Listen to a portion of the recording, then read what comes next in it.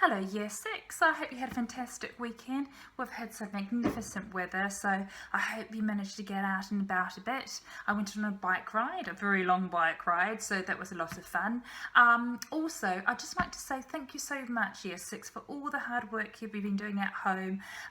We've seen some brilliant things on Teams, so keep it up. I know it can be a struggle working from home and not being at school, but thank you so much. We really appreciate it. Okay, now for the rest for chapter 9 of Lion Boy. Charlie was absolutely terrified by the idea of being the Lion Boy, and at the same time he was delighted and excited and amazed. Lion Boy, how cool was that? Working for Makomo, how frightening was that? And lions, real big, beautiful, strong, wild golden lions. Charlie's breath came a little short when he thought about it. Remember your big cat blood, he said to himself. Your leopard blood. He imagined that he could feel it hurtling through the tunnels of his veins. Strong, brave, agile leopard blood. Thank you, Major, sir, he said, and to Makomo, thank you, sir. I'll do my very best for you, sir. Makomo's eyes narrowed. He suspected Charlie of something, and Charlie could tell. But he didn't know what Makomo suspected him of, and nor, if the truth be told, did Makomo know. And actually, Charlie suspected Makomo too, and if he didn't know what of either. So between them there was an air of unexplained fear and mistrust. Not the best air to have around when starting a new job or taking on a new helper. But funnily enough, each of them resolved to deal with it the same way. In fact, almost exactly the same sentence went through both their heads. I don't know what's going on with this character, so I'm just going to keep an eye on him and see what happens.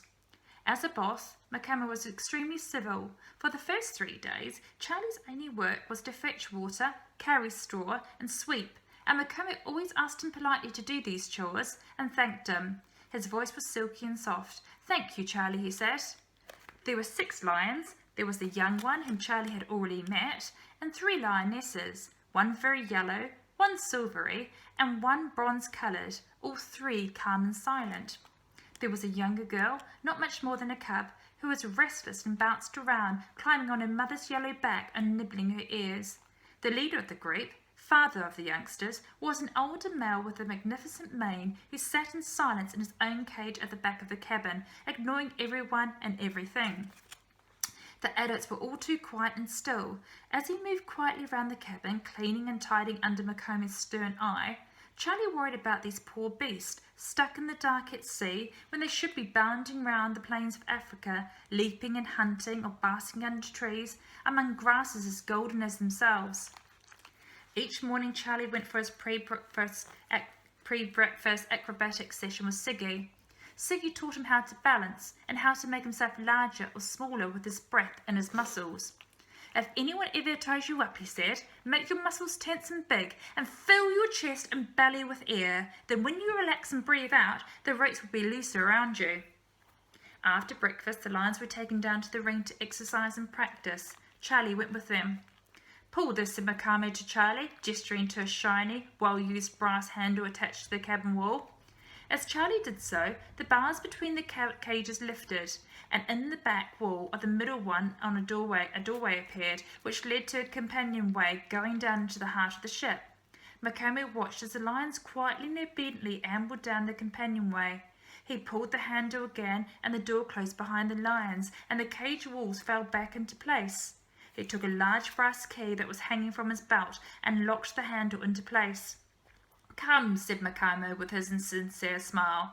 Charlie followed him out onto the deck, down the main stairs, through a hallway lined with mirrors and a doorway hung with crimson, white and gold-striped curtains, and out into the most amazing chamber he had ever seen. It was round as high as 3 stories, with seats in circles around the edges and galleries of seating rising up round the sides. The roof was like a tent, crimson and white and gold, sweeping up to a high point in the middle from which hung a glorious chandelier, rippling and tinkling with dangling glass prisms and crystals. The seats in the first galleries were crimson velvet, with gold-curved legs. Others were long benches of wood. And 1 or 2 special boxes among the galleries, Charlie could see what looked like thrones, surrounded by crimson velvet curtains held back by golden cherubs. and in the middle was the circus ring, clean and open and promising, 12 metres wide, sprinkled all over with clean fresh sawdust. There was a faint and particular circus smell of animal sawdust, grease paint, and the faint leftover aroma of audience, beer and perfume, and fish and chips. Charlie gasped at the size and beauty of it. How could this be on board a ship? He almost laughed. It was so lovely, like all the best bits of an old-fashioned cinema, a theatre and a circus tent rolled into one. Macomo directed him to another brass handle, one which needed winding. Charlie began to wind it. It was quite heavy, though obviously well used, and as he did so, something quite extraordinary began to happen. With a shiver and a tinkle high up in the roof of the tent, the chandelier began to divide into sections and pull apart like curtains, and from the centre of it began to descend a great silvery grey mass, a shivering, rustling metal sheet, but metal like chains. It reminded Charlie of something, though he couldn't think what for a moment. Then as it fell, it began to billow slowly, and Charlie realised that it was like chainmail, a massive sheet of chainmail with holes the size of duck eggs, and it was big enough to cover the entire ring. No, bigger. As the sheet descended, it became apparent that it was circular, and the centre of the circle was attached to the centre of the chandelier. It was hanging like a great o-ring or mosquito net that hadn't been fixed around the edges yet. What enormous mosquitoes it would be against, thought Charlie. Then Macomo was instructing him again. He was to enter the ring. This alone gave Charlie a frisson of excitement. Pick up the edge of the chainmail curtain, find a hole in the rim, take it to the ring's edge, find the matching hole and tent peg there and pin the curtain solidly into place. And then do the same again till all the holes were pegged and the curtains were spread out, an inner tent of metal between the audience and the ring. And do it carefully, Charlie, said Macomo, for if the lions break out, the world would not be a pretty place for you or me. The lions, of course. This metal curtain was nothing but a giant cage to protect the audience, and it was made of chainmail so the audience could see through it. During the performance, this will be your job, said Macomo, also to underpin afterwards. Now this one, and he unlocked yet another handle, which Charlie then pulled, and as he did so, he heard a sleek rattle on the other side of the ring, as a gate went up in the small, low wall round the edge, and forth from it came the lions.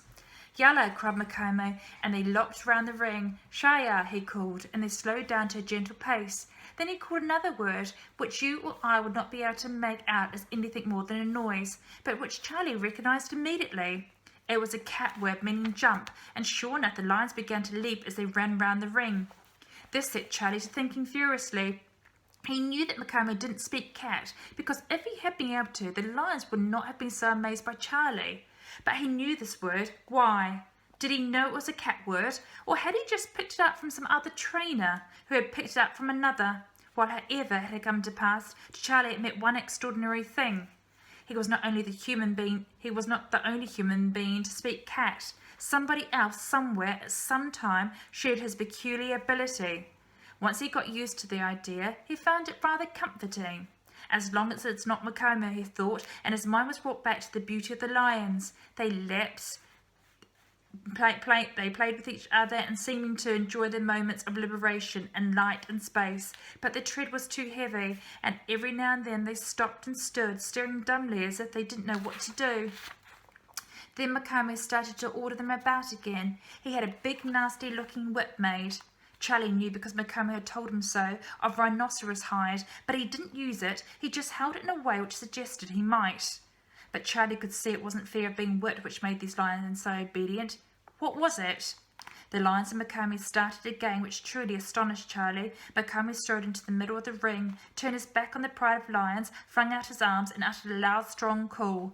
The 6 creatures lined up behind him, hunched their backs and sprang at him, one by one from behind. They wrestled him to the floor, and then they let him fight them off, all 6 of them. They didn't hurt him one little bit. Macomo must have trained them to keep their claws in, because one snatch from those claws would tear the flesh from your back easily. But they landed on him, landing on his bent shoulders with their footpads spread, sometimes balancing delicately, sometimes by plan knocking him down. It was a tremendously dangerous act. They could kill him just like that, thought Charlie, or they could start fighting between themselves. You don't have to talk cat to notice how swiftly cats can turn each other in a temper, yarling and scrawling and scratching at each other's faces. Charlie had seen it hundreds of times with the room cats, pretending to fight with lions. Well, was it brave or stupid? Charlie didn't think Macomb was stupid. No, there was a reason why the lions were so unnatural, so obedient and calm, and Charlie was going to find out what it was.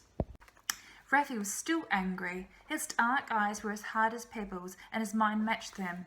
He was angry with himself for letting Charlie get away, and now he was even angrier for having left those silly messages on his phone. But he had been so angry with Charlie. He hadn't a clue where the boy had gone, not a clue. So which way had he gone? Inland or downriver, across the river, or on a boat? Had he got off again? Was there any chance he'd found out his parents were heading downriver? He couldn't think of a way. No, Charlie must have jumped a water bus or hitched a lift, and he could be anywhere in the city or anywhere on the waterways. This made Raffy very angry indeed. Having Charlie would have made it much easier to deal with those ridiculous scientists. He'd just have to say, "I'm going to pinch your little baby now," and they'd have done what they were told soon enough. Plus he'd promised the chief executive. So now he'd have to spend money on hiring people to go out and find him, people who would keep their mouths shut, which always cost more. Raffy hated spending money on anything except himself and his clothes. He really didn't want to spend any on this. It was upsetting his budget and his pride.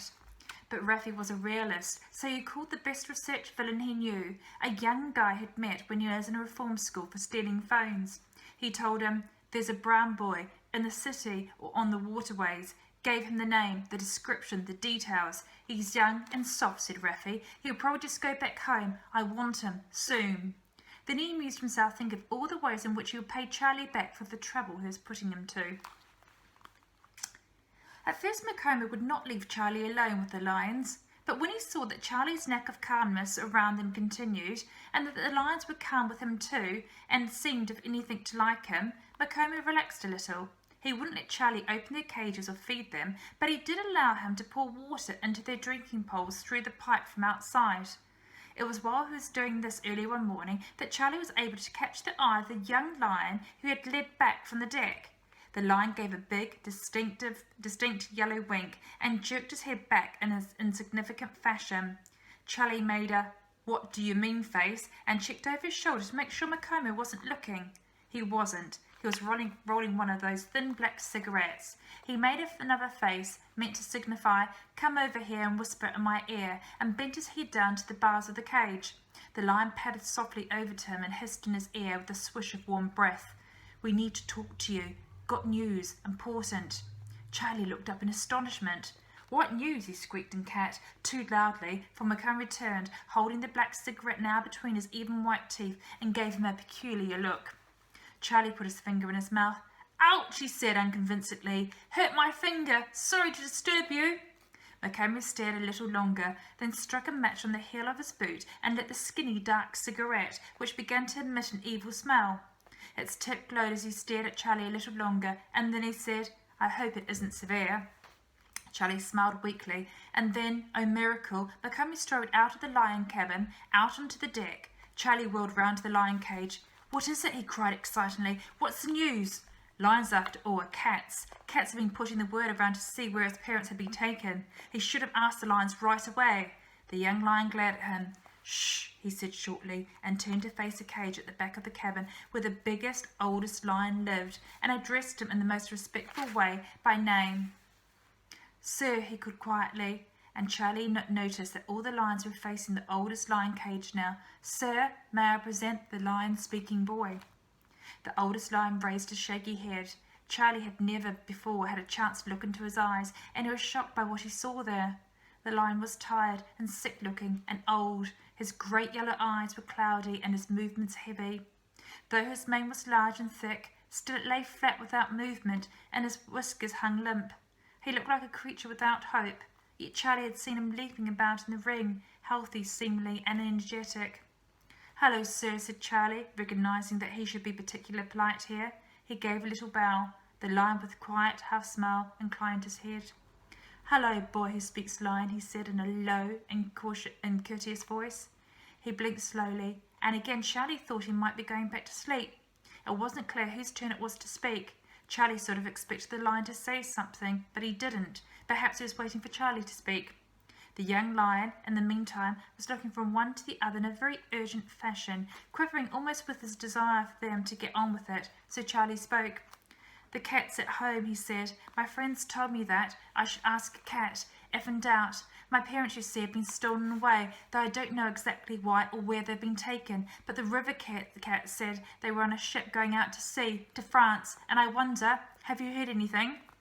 The oldest lion half smiled again, in such a sad way that Charlie felt a tweak in his heart. "I hear nothing, boys," said the lion. "I live in the dark. I go nowhere. I see no one. My wives live in the dark. They go nowhere. They see no one. We eat dead meat. We stay still. From time to time we are taken out by that human and made to do tricks, like a monkey begging for a nut. We are made to pretend to fight. We pretend to fight. We are made to pretend to fight. We pretend to beg. We don't hear anything. Who would tell us anything? We used to be lions, boy. We used to know things. We know nothing now." He gave a soft, shivering snort at the end of the speech, and Charlie felt a sadness cold and deep within him. That so beautiful, powerful, and magnificent a creature could say such sad and despondent things. It seemed so wrong. A lion should not be like this. The young lion hung his head, but there was an angry energy coming off him, which he seemed to be trying to squash. The lionesses licked their paws quietly, perhaps pretending not to hear, perhaps too sad to do anything else. The young girl cub had her mouth folded tight as if she was trying hard not to say anything. "I'm sorry," said Charlie. "I didn't mean to upset you." "Oh, we're not upset," said the oldest lion. "That's the problem. We should be. We should be very upset indeed. We should be raging and roaring and plotting and scheming and escaping. But we're not. We're just lying about." And at this he rolled over, hiding his face, and the other lions all looked away in shame and embarrassment. Charlie too felt embarrassed. The sound of Makamu humming one of his tuneless tunes flickered from the doorway. The lions looked up and away. The oldest lion turned his back and went to lie by the wall. The young lion leaned forward and touched his nose to Charlie's hand. "Come back later," he whispered, just as Makamu's shadow fell across the doorway. The young lion looked as if he had made up his mind about something. "Come back later, and I'll tell you everything." End of chapter 9. Bye for now.